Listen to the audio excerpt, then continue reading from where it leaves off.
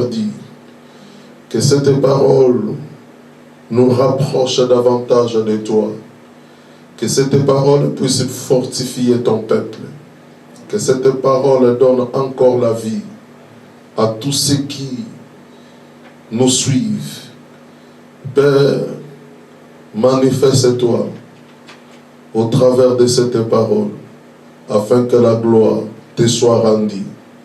Au nom puissant de Jésus, que nous disons tous Amen.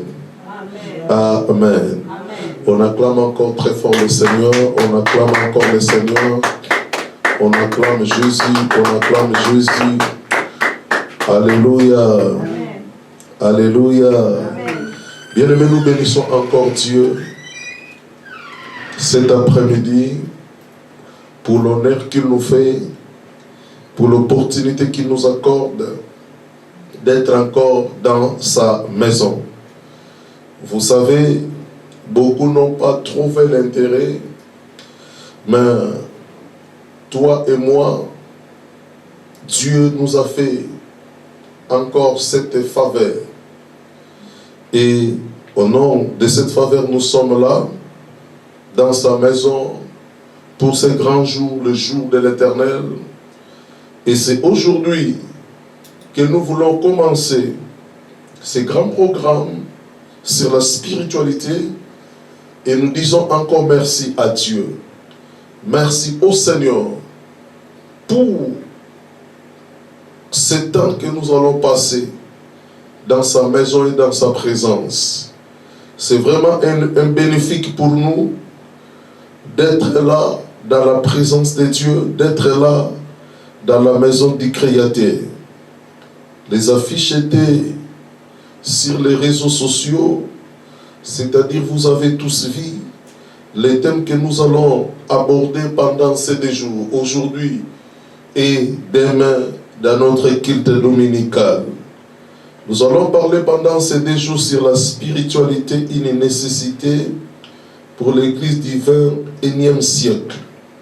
C'est ça le thème que nous allons traiter pendant ces 2 jours. La spiritualité, une nécessité pour l'Église du XXIe siècle.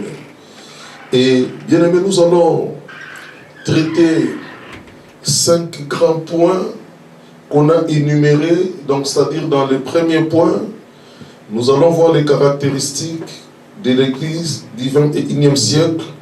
Dans le deuxième grand point, nous allons voir la définition du concept de spiritualité.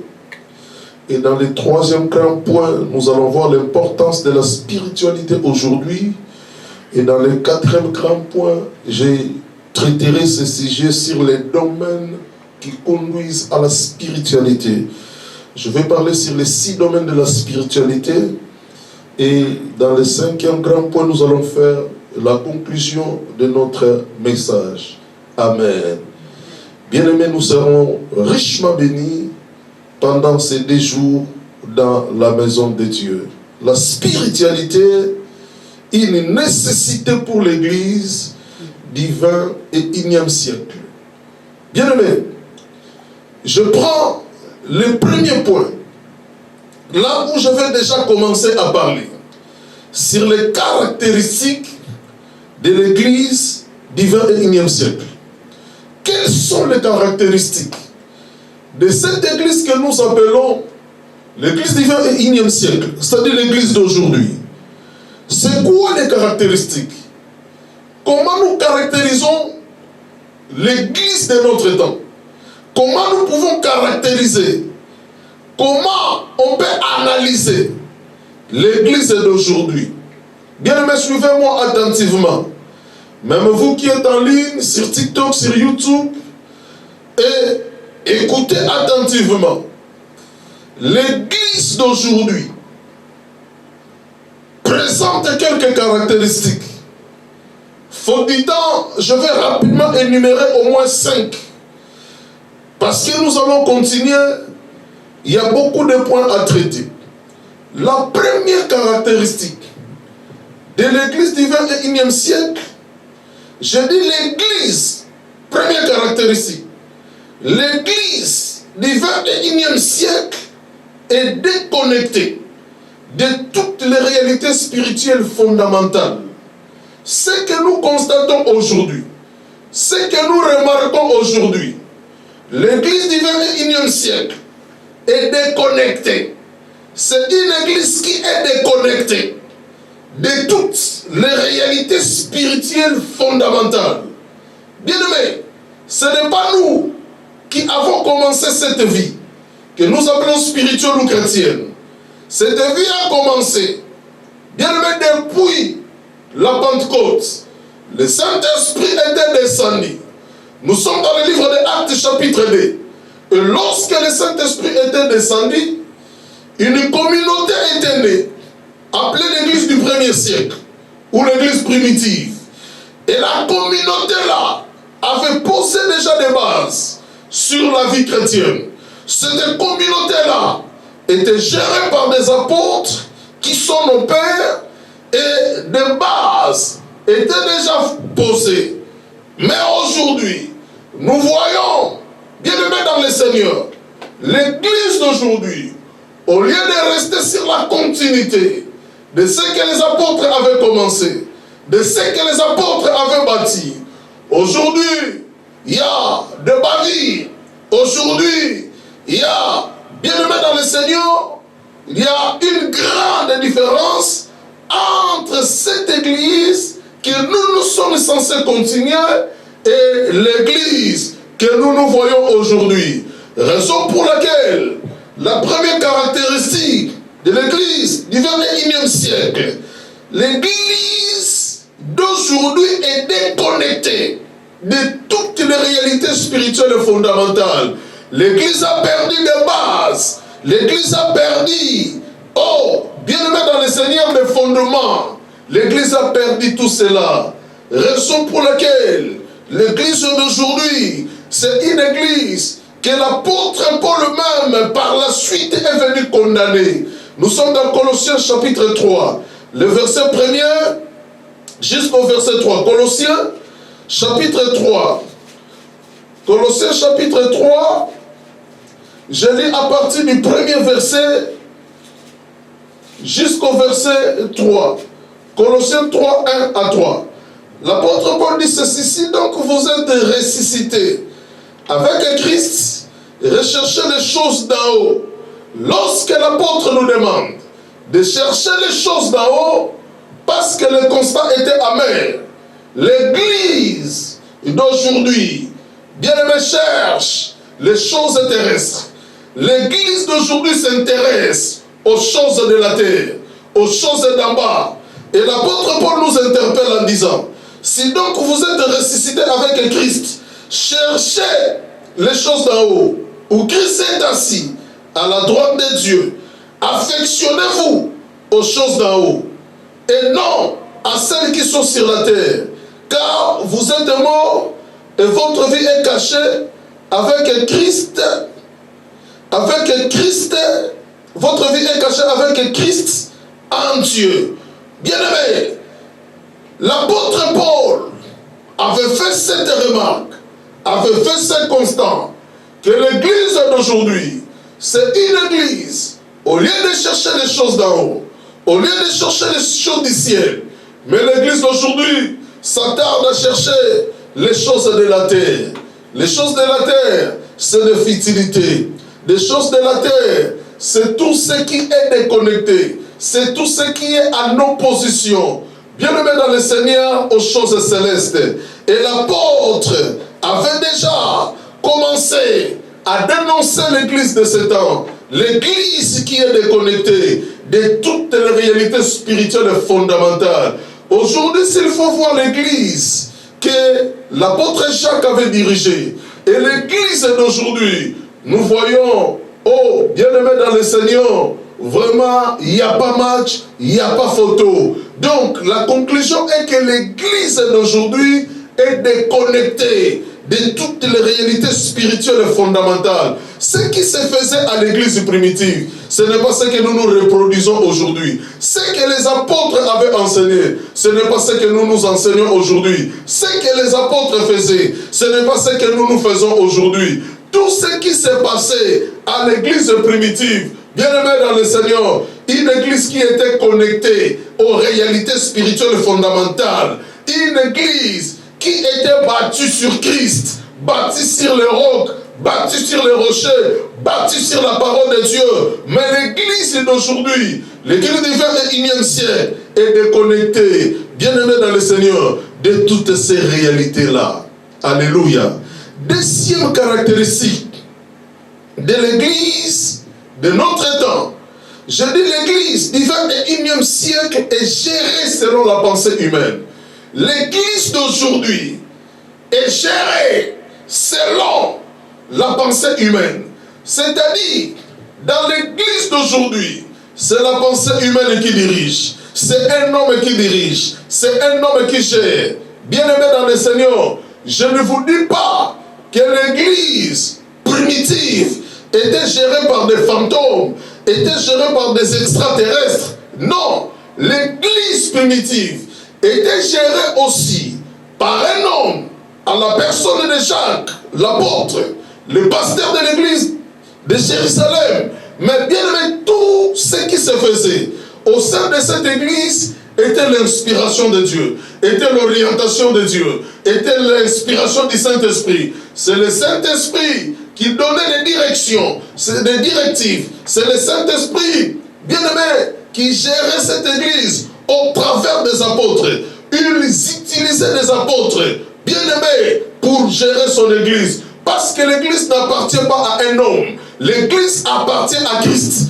Et bien aimé, Jésus est monté au ciel. Il nous a laissé le Saint-Esprit. Et le Saint-Esprit est là pour gérer l'église de Dieu sur terre. Le Saint-Esprit est là pour nous gérer, pour nous diriger, pour connaître la direction, pour voir la destinée, les chemins qu'il faut suivre. Nous devons, bien aimé, nous laisser être guidés, être conduits par le Saint-Esprit. Parce que sans lui, nous allons, bien aimé dans le Seigneur, commettre des erreurs. Sans lui, bien aimé, nous allons tomber sur les chemins. Sans lui, on n'avancera pas avec Christ. La seule personne qui détient ces bâtons de commandement pour guider l'église, conduire l'église vers le bon port, ce n'est que le Saint-Esprit. Et l'église primitive n'était pas gérée selon les pensées humaines, mais l'église primitive était gérée selon la pensée de Dieu. Mais l'église d'aujourd'hui, sa deuxième caractéristique, l'église est gérée selon la pensée de Dieu. La personne qui sera suspendue à l'église dans 3 jours, mais dans l'église, il y a de ceux-là qui sauront déjà. Parce que le sentiment a pris place. Parce que, bien aimé dans le Seigneur, la chair domine dans l'église du 21e siècle. Oh, ce n'est pas l'église que Jésus nous a laissée. Oh, ce n'est pas l'église que les apôtres avaient dirigée. Les églises d'aujourd'hui, bien aimées dans le Seigneur, oh, des riches sont favorisés, des démunis, bien aimés, oh, ne trouvent pas, oh, des faveurs. L'église d'aujourd'hui, l'honneur est accordé à ceux qui ont de l'argent, à ceux qui donnent des moyens à l'église. Mais les autres qui manquent n'ont pas considéré, n'ont pas la place au sein même de la direction de l'église. L'église du 21e siècle est gérée totalement selon la pensée humaine. Il n'y a pas Dieu qui règne. Il n'y a pas Dieu qui domine. Oh, on ne consulte pas Dieu, même pour la prise de décision. Les églises d'aujourd'hui, on ne consulte pas Dieu pour les grandes bases de l'église, pour les grandes lignes de l'église. Mais aujourd'hui, c'est l'homme qui gère seul l'église de Dieu. Bien-aimé, il faut être fou pour penser gérer l'église de Dieu. L'église de Dieu, nous sommes de simples étendards. Mais l'église est gérée par le Saint-Esprit. L'église est gérée par Dieu. Même nous qui sommes des responsables, nous nous soumettons à Dieu. Nous nous abandonnons à Dieu pour demander à Dieu ce qu'il faut faire. Pour demander à Dieu quoi faire dans son église. Pour demander à Dieu, oh, de nous conduire, de nous diriger, de nous guider, afin que nous puissions faire les choses non selon notre pensée, mais selon la pensée de Dieu. Jean chapitre 4, le verset 34. Dans Jean chapitre 4, le verset 34. Jean chapitre 4, le verset 34. La Bible dit, Jésus leur dit, ma nourriture est de faire la volonté de celui qui m'a envoyé et d'accomplir son œuvre. Jésus, notre modèle par excellence.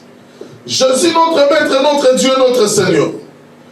Lorsqu'il était introduit sur la terre, il avait une seule mission, c'est-à-dire de mourir sur la croix afin de sauver l'Église.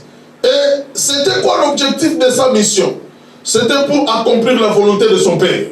Et il dit lui-même, dans Jean chapitre 4, le verset 34, que ma nourriture est de faire la volonté de celui qui m'a envoyé, afin d'accomplir son œuvre. Bien-aimé, Jésus, même sur la terre, il ne gérait pas sa vie lui-même. Il ne prenait pas de décisions lui-même. Mais il se soumettait à Dieu son Père. Il se soumettait à son Père. Et il accomplissait ce qui était la volonté de son Père. Il faisait tout, bien-aimé, selon la volonté de son Père. Parce que, bien-aimé dans le Seigneur, il voulait nous montrer la bonne marche à suivre. Il voulait nous montrer la meilleure direction que nous devons suivre. Raison pour laquelle l'apôtre Paul, quand il est venu à son temps, il a demandé à l'Église d'être ses imitateurs, de l'imiter, comme lui aussi est là pour imiter Christ. Il dit, soyez mes imitateurs, comme moi aussi je le suis de Christ.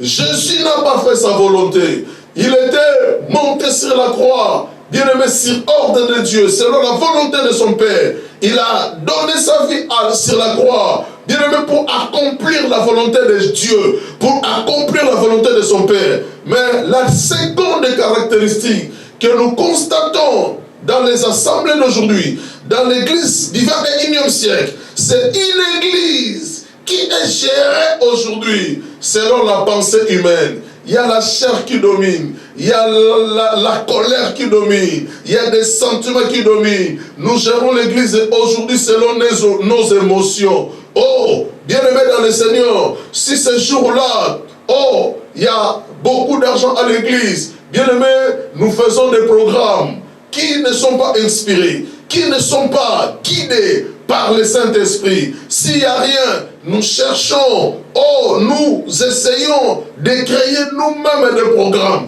des activités, des choses. Bien-aimés dans le Seigneur, ceux qui travaillent sont les plus visités par des pasteurs. Ceux qui ne travaillent pas, bien-aimés, les pasteurs ne connaissent pas aussi leur maison. Oh, l'église d'aujourd'hui n'est pas gérée selon la pensée de Dieu, mais selon la pensée humaine. Alléluia.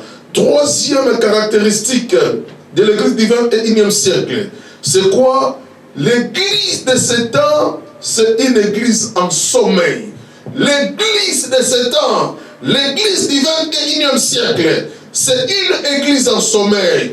Ephésiens chapitre 5, le verset 14. Ephésiens chapitre 5, le verset 14. La Bible dit dans Ephésiens 5, 14, c'est pour cela qu'il est dit, réveille-toi, toi qui dors, relève-toi d'entre les morts, et Christ t'éclairera. C'est pour cela qu'il est dit, réveille-toi, toi qui dors, relève-toi d'entre les morts, et Christ t'éclairera. L'église du 21e siècle, c'est une église en sommeil. Les gens, bien-aimés, qui se nomment des chrétiens, les gens qui composent cette église, c'est des gens qui vivent dans la distraction. C'est des gens qui sont en sommeil. Oh, c'est des gens qui ne comprennent pas les choses de Dieu. Être en sommeil, c'est-à-dire être absent. Là où de bonnes choses se font, là où de bonnes choses se passent. Être en sommeil, c'est mener une vie de distraction. L'église d'aujourd'hui, c'est une église qui vit dans la distraction totale. L'église d'aujourd'hui, c'est une église en sommeil. Une église qui vit dans la confusion. Nous appelons le bien mal et nous appelons le mal bien. L'église d'aujourd'hui, c'est une église en sommeil. Quatrième caractéristique. Et l'apôtre Paul a fait de son mieux pour réveiller cette église, donner, conscientiser cette église, à quitter, bien aimé dans le Seigneur, le sommeil, pour être une église qui veille. Lorsque l'homme qui, devait épouser. Le 10 vierges se présentaient ce jour-là. Bien-aimés, les 5 étaient dans l'état d'éveil, mais les 5 autres dormaient profondément. Oh, bien-aimés, nous voyons deux types d'églises. L'église prudente, l'église qui veille et l'église en sommeil. Oh, les 5 sages avaient prévu même l'huile dans leur lampe quand le mari arrivera. Mais les 5 autres n'avaient rien prévu. Les 5 autres bien-aimés, leur lampe était éteinte. Elles n'avaient pas de l'huile dans leur réservoir pour, bien-aimés dans le Seigneur, rallumer encore leur lampe. Nous voyons cette église en sommeil. L'église en sommeil, représentée par les 5 forts de ce jour-là. Oh, lorsque, bien-aimé, le marié a fait son apparition, a fait son entrée dans la salle de noces. Bien-aimé, réveillons-nous du sommeil. Nous qui continuons jusqu'à présent à dormir. Nous qui continuons jusqu'à présent, bien-aimé dans le Seigneur, oh, à rester, oh, couché. Il est temps de se réveiller. Il est temps, bien-aimé, de se débarrasser de notre sommeil, de repousser le sommeil loin de nous, pour que nous soyons une église concentrée, pour que nous soyons une église qui s'abandonne à l'éternel, parce que nous soyons une église qui se donne à Dieu, parce que nous soyons, oh, pour que nous soyons une église qui cherche Dieu, qui cherche la face de Dieu, qui cherche l'orientation de Dieu, qui cherche les directives auprès de l'éternel. Une église une église qui connaît Dieu, une église que Dieu agrée, une église que Dieu cherche, une église que Dieu désire voir. Alléluia. 4e caractéristique de l'église du 21e siècle. C'est une église dont la foi se repose sur les leaders religieux. L'église du 21e siècle, c'est une église dont la foi se repose sur des leaders religieux. La foi de l'église actuelle, la foi de notre église d'aujourd'hui, c'est une foi qui se repose sur des leaders religieux. Lorsque le pasteur voyage, l'église se vide. Lorsque le pasteur revient, l'église est remplie, l'église est pleine.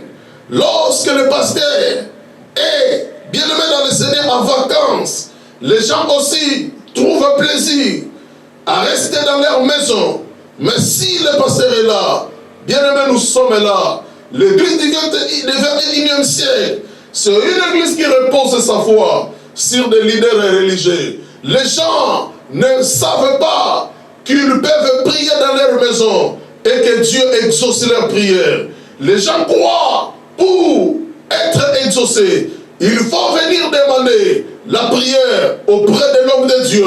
Bien-aimé, il y a des cas où l'homme de Dieu peut intervenir. Mais lorsqu'un homme de Dieu commence à intervenir dans ta vie, dans tous les cas, dans tous les sujets, c'est que, bien-aimé dans le Seigneur, tu reposes ta foi sur ton leader. Tu reposes ta foi sur ton pasteur. Hébreux chapitre 12, le verset 2. La Bible dit dans Hébreux chapitre 12, le verset 2, ayez les regards fixés sur Christ. C'est lui le chef et le consommateur de notre foi. Ayez les regards. Hébreux chapitre 12, le verset 2. Ayant les regards sur Jésus, le chef et le consommateur de la foi, qui en vue de la joie qui lui était réservée, a souffert la croix, méprisé l'ignominie, et s'est assis à la droite du trône de Dieu. Ayant les regards sur Jésus, le chef et le consommateur de la foi, l'église du 21e siècle ne repose pas leur foi sur Christ, mais repose leur foi, pas non plus sur la parole de Dieu, mais repose leur foi sur des leaders religieux. Et bien aimé dans le Seigneur, l'écrivain de ce livre des Hébreux a voulu déjà prévenir l'église de notre temps pour nous demander d'ayer le regard, d'avoir le regard fixé sur Christ. Alléluia. David a dit, je lève mes yeux vers les montagnes. D'où me viendra le secours? Il dit, le secours me viendra de l'Éternel, lui qui a fait le ciel et la terre. Bien-aimé, ayez le regard sur Christ. Ça, c'est la meilleure caractéristique de l'église que Dieu cherche, de l'église que Dieu agrée. C'est une église qui ne repose pas sa foi sur une personne, sur Dani, sur un prophète, sur un docteur, sur un évangéliste, sur un berger, ni sur un pasteur, mais l'église qui retourne auprès de Jésus. Oh, comme bien-aimé David avait fait ce jour-là, lorsque David a voulu combattre Goliath, la réaction de David était tout de suite de se diriger dans les torrents. Bien-aimé, les torrents est l'image de la présence de Dieu. David est parti dans la présence de Dieu qui symbolisait le torrent afin de se remettre à lui, afin de se confier à lui, avant d'affronter l'homme de Gath, cet adversaire qui faisait trembler tout le camp d'Israël. Mais il s'est remis à Dieu, il est parti à la recherche de Dieu. Il avait le regard fixé sur Dieu. Il est parti dans le torrent. Bien-aimé, mais ce n'est pas ce que nous voyons aujourd'hui. Alléluia. Parfois les gens refusent la prière des anciens. Parfois les gens refusent la prière du pasteur adjoint. Il veut seulement, que le docteur Paul prie pour lui. Il veut seulement, que le pasteur principal puisse prier pour lui. Bien-aimé, c'est l'église que nous avons aujourd'hui. L'église, dans la foi se repose sur des leaders religieux. Cinquième et dernière caractéristique pour aujourd'hui, la cinquième caractéristique de l'église du XXIe siècle. L'église du XXIe siècle, c'est une église de la tiédière qui est caractérisée par la perte de l'onction. L'église d'aujourd'hui, l'église du XXIe siècle, c'est une église de la tiédière qui est caractérisée par la tiédière là est caractérisée par la perte de l'onction. Bien-aimés, nous avons aujourd'hui une église de la tiédière, une église qui est ni chaud ni froid. Ni chaud ni froid. Une église de la tiédière. Apocalypse chapitre 3, le verset 16 dit ceci. Apocalypse chapitre 3, le verset 16 dit ceci. Ainsi, parce que tu es tiède, et que tu n'es ni froid, ni bouillant, je te vomirai de ma bouche. Ainsi parle. Ainsi, parce que tu es tiède, et que tu n'es ni froid, ni bouillant, je te vomirai de mes lèvres. C'est-à-dire, l'église d'aujourd'hui, c'est une église qui manque une position claire. L'église d'aujourd'hui manque une position, bien aimé dans le Seigneur, position exacte. L'église d'aujourd'hui, l'église du XXIe siècle, c'est une église de la tiédière.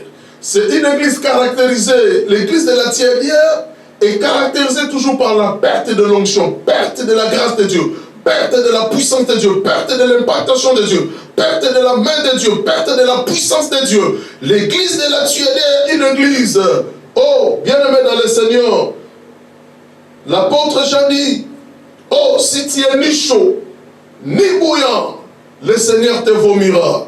Dieu veut une église qui a une position claire devant lui. Tu ne sais pas s'il est païen, tu ne sais pas s'il est chrétien. Bien-aimé, là où le monde agit avec toute sa force, tu es là. Là où, bien-aimé, on traite l'histoire de Dieu, les choses de Dieu, tu es aussi là. Dans le monde, tu es là. Dans les choses de Dieu, tu es là.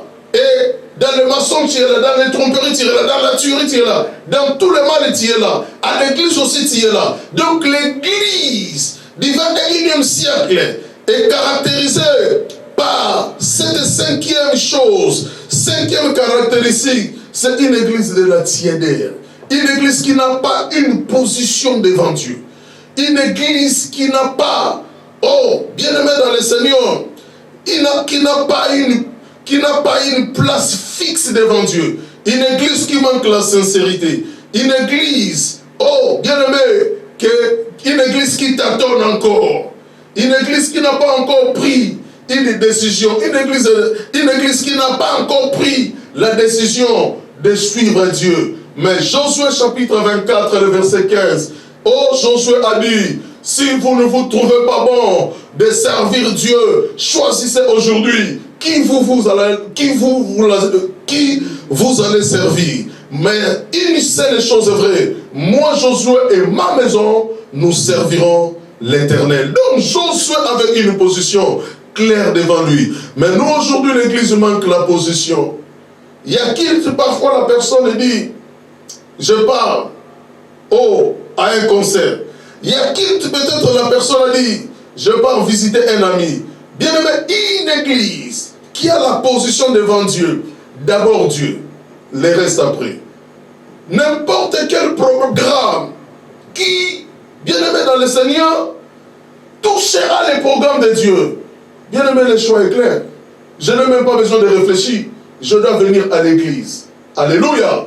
Bien aimé, lorsque nous avons une position nette et claire devant Dieu, c'est Dieu qui est prioritaire. C'est Dieu qui est classé en premier. Nos besoins en second. Nos exigences, nos désirs après. D'abord Christ. Parce que, bien aimé, nous devons chercher premièrement les royaumes des cieux et sa justice. Alléluia. Deuxième grand point, la définition du concept spiritualité. Bien aimé, la définition du concept spiritualité. Aujourd'hui, le constat est grave. Les gens parlent de la spiritualité comme du... Les gens parlent de la spiritualité comme du fétichisme.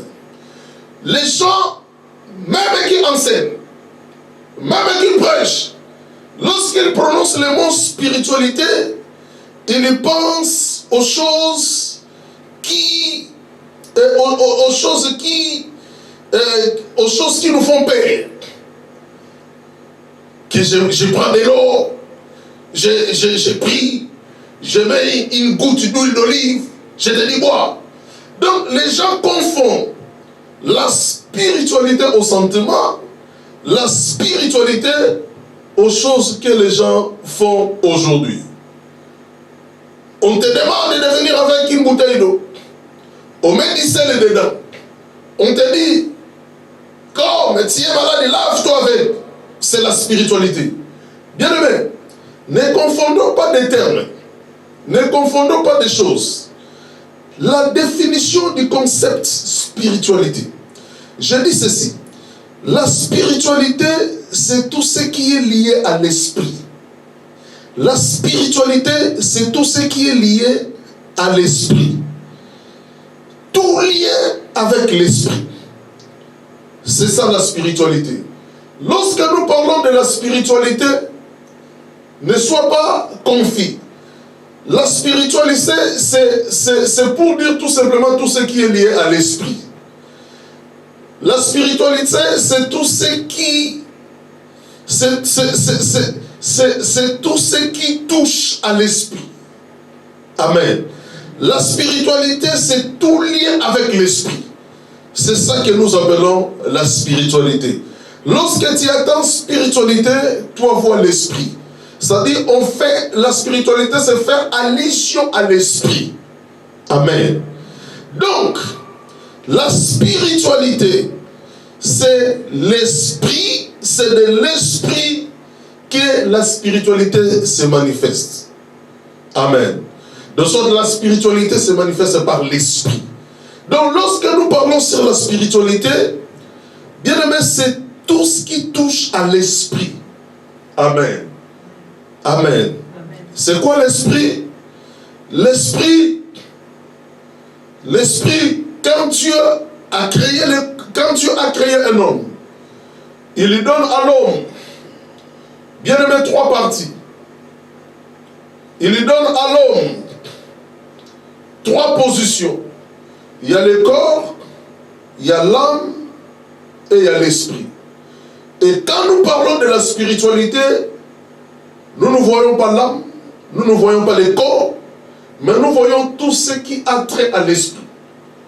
Tout ce qui touche, tout ce qui a lien avec l'esprit. Et maintenant, il faut voir qu'est-ce qui est lié à l'esprit. Qu'est-ce qui touche à l'esprit? Qu'est-ce qui a rapport avec l'esprit? Les autres choses n'ont pas de rapport avec l'esprit. Les autres choses ont des rapports avec le corps. Il y a les autres aussi choses ont les rapports avec l'âme. Mais la spiritualité, c'est tout ce qui n'a pas lien avec le corps, ni l'âme, mais c'est tout ce qui a lien avec l'esprit. Alléluia.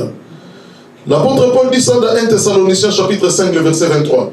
Il dit que le Dieu de paix vous sanctifie, que tout votre être soit sanctifié, c'est-à-dire corps, âme et esprit. L'esprit, c'est la partie qui se communique avec Dieu. L'âme, c'est le siège de nos émotions. C'est le siège de nos sentiments. La volonté, le libre arbitre. Le corps n'est qu'une enveloppe qui englobe à son sein l'esprit et l'âme. Mais tout ce que le corps fait, cela est l'exigence de l'âme. La manière dont je me suis habillé, cela vient de mon âme. C'est mon âme qui a fait le choix. C'est mon âme qui a décidé que je m'habille ainsi. Et le corps est là pour exécuter la volonté de l'âme. Amen. La volonté de l'âme. Mais lorsque Dieu nous sauve, il sauve notre esprit parce que cela a lien avec l'esprit. Lorsque Dieu nous sauve, il sauve notre esprit. Et notre âme reste. Et le corps reste. Et bien aimé dans le Seigneur, il y a un travail maintenant à faire pour faire soumettre notre âme à la décision de l'esprit, pour que l'esprit dirige notre âme, afin que lorsque le corps va ressentir de besoin, que cela vient de l'âme, mais cela était venu de l'esprit, l'esprit a refoulé cela à l'âme, l'âme a envoyé cela dans le corps. Mais pour un esprit non sauvé, c'est l'âme qui dirige, c'est l'âme qui gère, c'est l'âme qui décide, c'est l'âme qui prend le devant. Alléluia. Et la spiritualité, c'est ce lien-là avec l'esprit. L'esprit, par définition, l'esprit, c'est l'essence. C'est l'essence de toutes choses. L'essence, c'est-à-dire la nature propre. L'esprit, c'est la nature propre de toutes choses. L'essence de toutes choses. C'est ça que nous appelons par l'esprit. L'esprit est la mère du matériel. L'esprit est la matrice du matériel. L'esprit l'esprit, c'est là où tout est concis. C'est là où le visible est concis. Tout ce que nous voyons, physiquement, cela a été concis d'abord en esprit. Amen. Amen. Bien aimé. Et le vrai homme, ce n'est pas l'âme. Le vrai homme, ce n'est pas le corps. Le vrai homme, c'est l'esprit. Amen. La mort de Jésus sur la croix, bien aimé, avait aussi pour ce même objectif de sauver l'esprit de l'homme qui était perdu. Ce n'est pas le corps qui était perdu. Ce n'est pas l'âme qui était perdue, mais c'est l'esprit. Et c'est notre esprit qui est censé entrer en contact avec Dieu. Raison pour laquelle, bien aimé, c'est que tu n'as pas réussi en esprit. Tu ne le recevras jamais physiquement. Alléluia. Parce que tout provient de l'esprit. C'est l'essence de tout. De toute chose. C'est la mère de tout. Alléluia. Et la spiritualité, c'est ça. La conséquence directe. Les conséquences directes de l'esprit. Alléluia. Alléluia. Bien aimé, Job dit dans Job chapitre 32, le verset 8, en réalité dans l'homme, c'est l'esprit. Job chapitre 32, le verset 8. En réalité dans l'homme, c'est l'esprit. Donc, ton vrai toi, c'est l'esprit. Le vrai moi, mon vrai moi, bien-aimé, c'est l'esprit. Alléluia. L'homme ne reçoit que ce qui lui a été donné depuis le ciel. Ce que le ciel nous donne, nous le recevons non par le physique, non par le corps, non par l'âme. Jean chapitre 3, le verset 27, nous recevons cela en esprit. Nous recevons des choses en esprit et il faut maintenant les matérialiser. Il faut ramener cela au niveau matériel, au niveau physique. Mais c'est d'abord en esprit que nous recevons, bien-aimés dans le Seigneur, les choses. Donc bref, l'esprit est considéré comme distinct de la matière. La matière, ça dit substance qui constitue le monde et le corps, c'est la matière. L'esprit est considéré comme distinct de la matière, du corps, des substances qui composent le monde physique. L'esprit est à part. Bien-aimé, et on a besoin de la spiritualité pour l'église de notre temps. On n'a pas besoin de l'âme, on n'a pas besoin du corps, mais pour l'église du 21e siècle, on a besoin de la spiritualité, c'est-à-dire de l'esprit. Alléluia. Même pour adorer Dieu, Dieu n'accepte pas toutes les adorations, mais Dieu accepte l'adoration en esprit. Amen. Dieu accepte l'adoration en esprit. Et même pour offrir à Dieu, il faut que l'esprit soit pire. Quand il y a un problème avec quelqu'un, la Bible dit, tu mets d'abord de côté ton offrande. Tu vas régler d'abord la situation avec quelqu'un avec qui vous avez des différends. Et après tu reviendras récupérer l'offrande et mettre dans le panier. Et bien aimé, ces pardons-là, à les récupérer toujours, c'est le domaine de l'esprit. Amen. Parce que notre esprit doit être propre devant Dieu. Alléluia. L'église du 21e siècle, bien aimé dans le Seigneur, a besoin de la spiritualité. Amen. Prenons le troisième point. Prenons le troisième point. Troisième grand point, l'importance de la spiritualité. C'est quoi l'importance de la spiritualité? Ma liste est longue, mais je vais énumérer au moins 3. Et nous allons continuer 4e, 5e, 6e demain. Et toujours demain, nous allons prendre les 4e grands points, là où nous allons parler sur les domaines qui conduisent à la spiritualité. Troisième grand point, l'importance de la spiritualité. C'est quoi l'importance de la spiritualité aujourd'hui? La première chose à retenir, la spiritualité rend l'homme sensible aux choses de Dieu, voire à son écoute. L'homme qui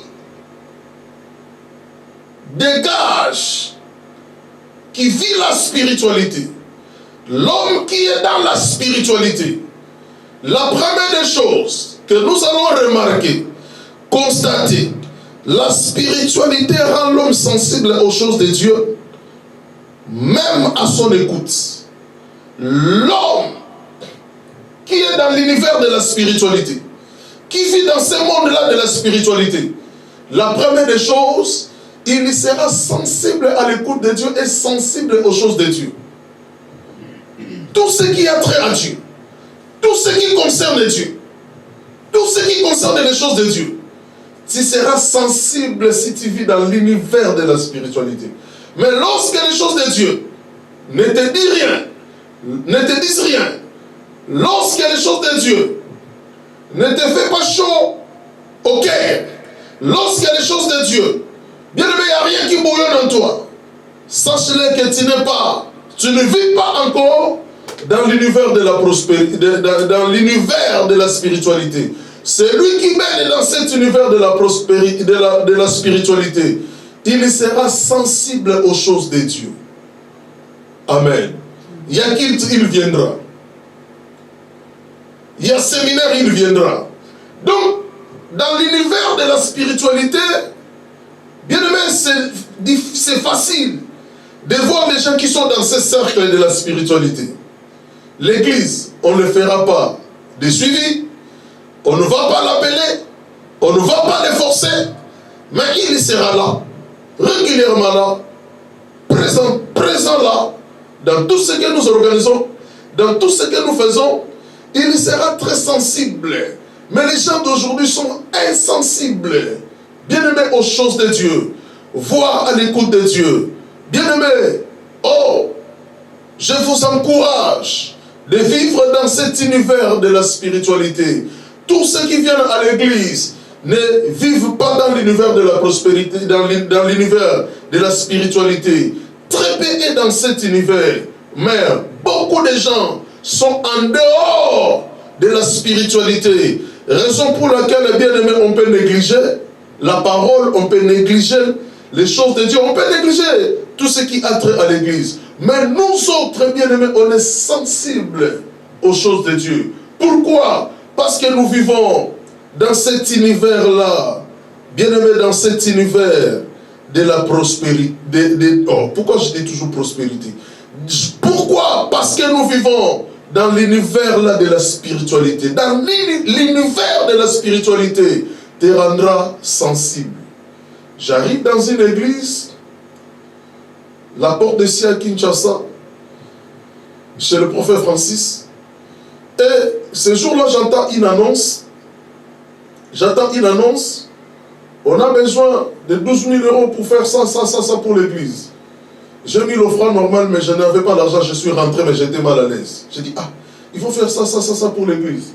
Je suis rentré à la maison, je prends l'épée que je pouvais, j'ai mis dans l'enveloppe. Et ce n'était pas le culte. Le jour d'après, ce n'était pas le culte. Je suis revenu à l'église. J'ai dit, j'avais entendu hier une annonce que l'église a besoin de 12 000 € pour faire ça. Je n'ai pas beaucoup. Voici ma contribution. J'ai laissé. Si tu es sensible aux choses de Dieu, bien-aimé dans le Seigneur, c'est lorsque tu vas vivre dans l'univers de la prospérité et dans la spiritualité. Excusez-moi. Je prêche un jour au Congo, dans une église à Kasavubu. J'attends, le pasteur donne l'annonce que nous commençons la cotisation pour l'achat parcelle. L'achat parcelle, tu as 10 $, tu donnes. 100 € tu donnes. 50 $, tu donnes. On va commencer à garder cet argent jusqu'à ce que nous aurons la somme pour payer la parcelle pour l'église. Bien aimé, j'ai fini le culte, je suis rentré à la maison. Mais je n'étais pas tranquille. Oh, j'ai regardé. Oh, bien aimé, l'épée que j'avais, j'ai pris quelque chose. J'ai remis dans l'enveloppe. J'ai pris la voiture. Oh, 2 jours avant de quitter le Congo, je suis retourné dans cette église-là où moi j'avais prêché à Kasavubu. Avec ma contribution, j'ai dit au pasteur, j'avais entendu que vous voulez acheter une parcelle, voici ma cotisation. Bien aimé, c'est lui qui vit dans l'univers de la spiritualité, il est sensible aux choses de Dieu. Il est sensible aux choses de Dieu, les choses de Dieu, et bien aimé, sont sacrées, les choses de Dieu, c'est des choses à respecter, à valoriser, à craindre même. Mais lorsque tu n'es pas sensible aux choses de Dieu, il y a qu'il à 9h, tu viens à 11h. Il y a qu'il à 12h, tu viens à 15h. Tu n'es pas sensible aux choses de Dieu. Bien aimé, tu ne vis pas dans cet univers de la spiritualité. C'est lui qui est dans l'univers de la spiritualité. Je n'ai pas besoin que tu le parles. En te voyant, je saurai. Amen. En te voyant, je saurai le respect des sacrés, le respect de Dieu, le respect des airs, le respect des lèvres de Dieu, le respect de l'Église. C'est lui qui vit dans cet univers de la spiritualité. Il est sensible aux choses de Dieu et il écoute facilement Dieu. Il est même sensible à l'écoute de Dieu. Amen. Il est sensible à l'écoute de Dieu parce que tu es dans cet univers de la spiritualité. Alléluia. J'ai cette facilité d'écouter Dieu. Facilité même. Facilité d'écouter Dieu. Lorsque tu es dans l'univers de la spiritualité, bien aimé, tu vas écouter Dieu. Ça ne sera pas quelque chose d'étrange pour toi. Ça ne sera pas quelque chose d'étrange pour toi. Ça sera quelque chose, tu dors, tu écoutes Dieu. Tu marches, tu écoutes Dieu. Tu vas écouter Dieu facilement. Amen. Je vous ai donné beaucoup de témoignages de ma vie. C'est-à-dire, bien aimé, j'arrive au Maroc, souffrance, difficulté. Je manquais à manger. Je manquais un toit. Je pris la décision d'aller en Angola, d'aller à Luanda. Et je fais déjà le programme d'aller. Bien aimé, à quelques jours pour aller, Dieu me dit ne va pas. Pendant que j'ai galéré, pendant que j'ai souffert, pendant que je menais une vie vraiment misérable, mais mon frère Acosta était bien positionné en Angola et je voulais aller chez lui pour essayer qu'il m'aide à trouver quelque chose à faire. Et pendant qu'on préparait cela, Dieu me dit ne va pas. Bien aimé, je suis resté dans la galère, dans la souffrance. Parce que Dieu m'a dit de ne pas partir. Et je suis resté. Bien aimé, au bout de quelques mois, Dieu a ouvert tous les robinets. Dieu a ouvert toutes les portes. Bien aimé, j'ai fait une dizaine de pays en Afrique. Il n'y a pas un pays que Dieu m'a visité plus que le Maroc. Jamais. Dieu m'a visité. Bien aimé, s'il y a un pays en Afrique, là où je vis la main de Dieu, là où je vis la visitation de Dieu, bien aimé, c'est d'abord le Maroc. Alléluia. Même pas le Congo, mais c'est le Maroc. Après avoir écouté ce que Dieu, bien aimé, m'avait dit, lorsque tu vis dans cet univers de la spiritualité, tu seras sensible à l'écoute de Dieu. Alléluia. Luc chapitre 10, le verset 38 jusqu'au verset 42. Luc chapitre 10, le verset 38 au verset 42. Jésus débarque chez Marthe et Marie. Pendant que Jésus était là, Marthe était là. Elle faisait à manger. Mais sa sœur Marie était sous les pieds de Jésus, en train d'écouter la parole. Nous voyons la sensibilité de l'esprit. Lorsque tu es dans l'univers de la spiritualité, tu seras sensible aux choses de Dieu. Marie était sensible aux choses de Dieu. Elle a vu Jésus dans leur maison. Pendant que sa sœur était là pour s'occuper aux soins domestiques, les repas à manger, mais la femme qui était sensible aux choses de Dieu, qui vivait dans l'univers de la spiritualité, elle est allée sous les pieds de Jésus pour écouter sa parole, l'univers de la spiritualité. Alléluia. Tandis que l'autre croyait que faire à manger c'est bien, croyait que préparer comment recevoir Christ c'est bien. Et à un moment donné, elle a voulu influencer Jésus, de dire à sa sœur Marie de venir l'aider dans la cuisine. Mais Jésus a dit non. Marthe, tu t'agites pour beaucoup de choses. Oh, sache que ta sœur Marie a choisi la bonne part, qui ne lui sera jamais ôtée. Marie était déjà dans cet environnement de la spiritualité, dans cet univers de la spiritualité. Et bien aimé, elle était sensible aux choses de Dieu. Elle a voulu rester au pied de Jésus pour écouter la parole. Oh, l'univers de la spiritualité. Alléluia. L'importance de la spiritualité, deuxième chose. La spiritualité brise la barrière entre l'homme et Dieu. Elle favorise les rapprochements entre les deux. La spiritualité brise la barrière entre l'homme et Dieu, car elle favorise les rapprochements entre les deux. L'homme qui vit, ou la femme qui vit dans l'univers de la spiritualité, et la spiritualité brise la barrière entre l'homme et Dieu. La spiritualité favorise les rapprochements entre les deux, les rapprochements entre l'homme et Dieu. Bien-aimé, si tu vis dans cet univers de la spiritualité, cela brisera d'office, cela brisera automatiquement des barrières entre toi et Dieu. La barrière était brisée entre Dieu et Moïse. La Bible dit, dans Exode chapitre 33, le verset 11, Exode 33, 11. Exode chapitre 33. Exode chapitre 33, le verset 11. La Bible dit, l'Éternel parlait à Moïse face à face, comme un homme parle à son ami. Puis Moïse retournait au camp, mais son jeune serviteur Josué, fils de Nun, ne sortait pas du milieu de la tente. L'Éternel parlait avec Moïse face à face, comme un homme parle à son ami.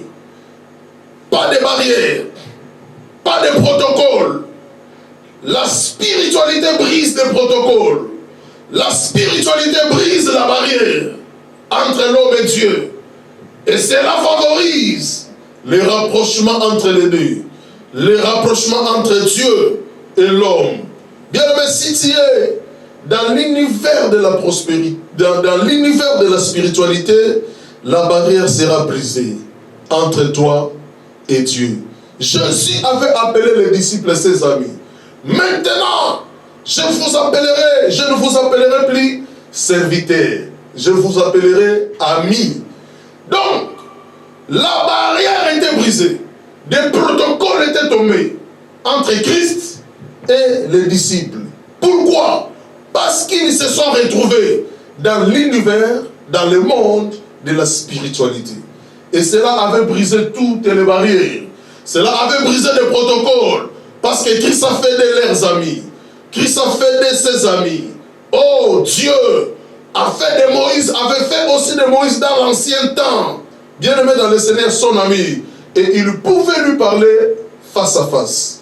Bien-aimé, si tu veux les rapprochements entre Dieu et toi, la spiritualité, c'est la deuxième chose.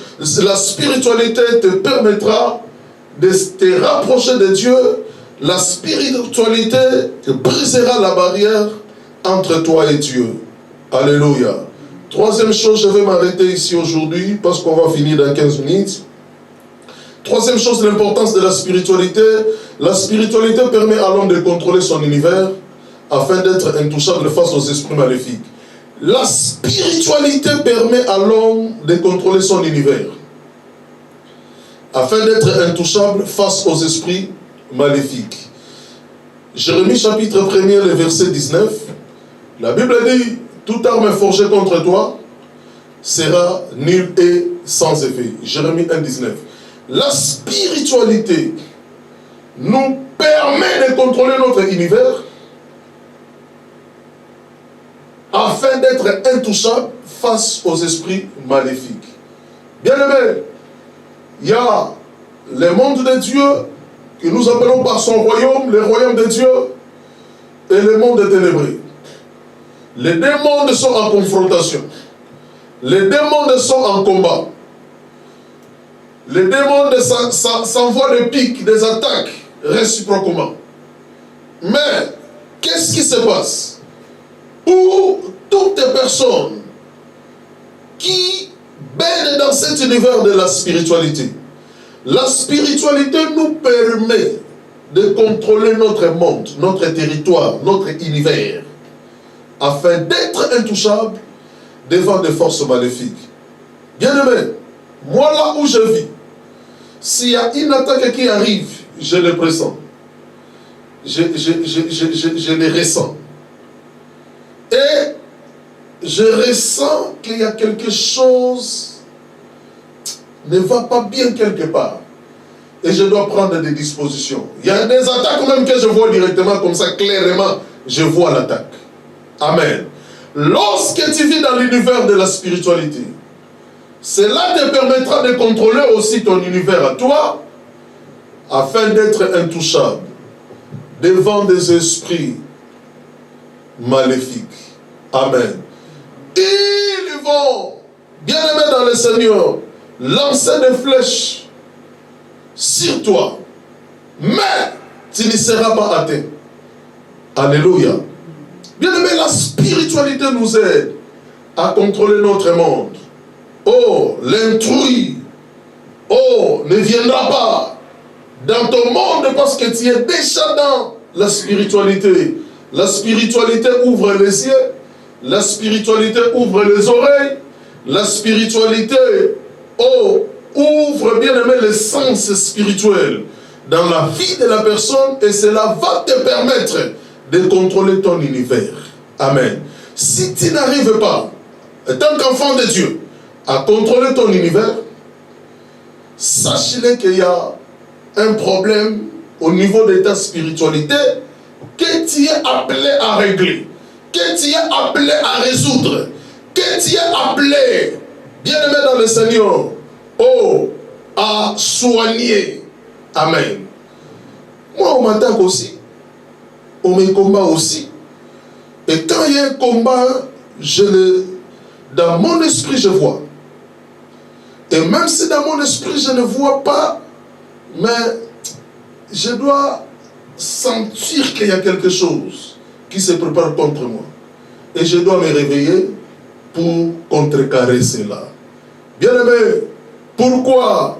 Parce que, oh, quand tu vis dans l'univers de la spiritualité, tu peux contrôler ton monde et tu peux même contrôler, bien-aimé, le monde de ceux qui sont sous ta couverture. Je suis moi à l'église du Maroc, une famille priait, toute la famille, même 8, chez moi à l'église fait de la restauration Maroc. Et une famille s'est donnée, qui contribuait, qui faisait beaucoup de choses pour l'église.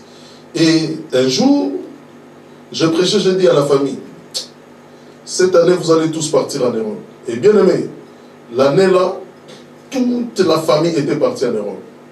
Amen. Si tu vis dans l'univers de la spiritualité, tu feras même la couverture, tu vas contrôler même les mondes de ceux qui sont proches de toi. Je vous ai donné ce témoignage lors de ma conférence au Tchad, en N'Djamena.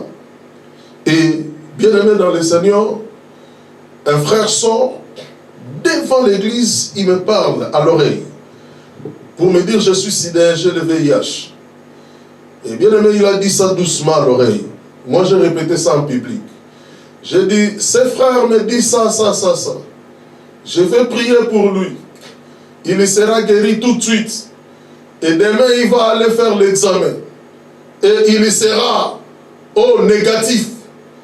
S'il revient demain, avec comme résultat, il est positif, je vais déchirer cette Bible. Et comme par hasard, c'était aussi cette Bible. Hein. C'est une Bible qui date même de 20 ans, plus de 20 ans. Ouais. J'ai dit plus de 20 ans, même 28 ans, 30 ans déjà cette Bible. Et j'avais aussi cette Bible, j'ai plusieurs Bibles. Mais comme par hasard, j'avais cette Bible aussi à l'époque. J'ai dit, s'il rentre demain et qu'il est positif, je vais déchirer cette Bible. Je ne parlerai plus de Jésus. Bien aimé, le frère est parti. Il lui fait les résultats négatifs. Il doute lui-même, il change deuxième hôpital négatif. Il doute, il change troisième hôpital négatif. Il est revenu demain en courant, en sautant avec les résultats. Bien aimé, si tu vis dans l'univers-là de la spiritualité, tu peux contrôler même, tu peux servir de couverture pour contrôler même les mondes de ceux qui sont tout autour de toi. Alléluia. Alléluia. Bien aimé, la spiritualité, troisième chose, cela nous permet de contrôler notre univers.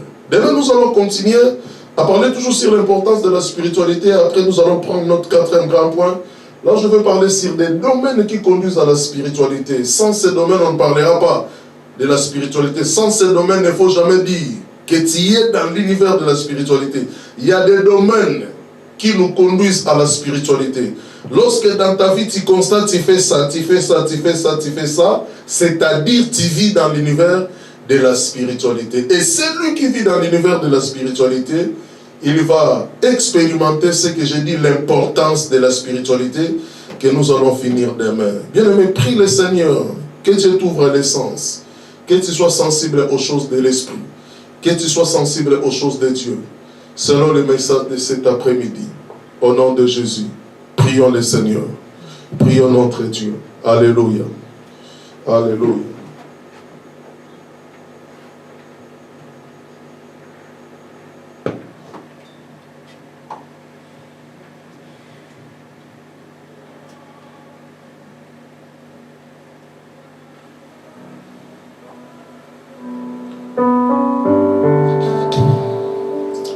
Commence à prier le Seigneur. Seigneur, rends-nous sensibles aux choses de l'Esprit.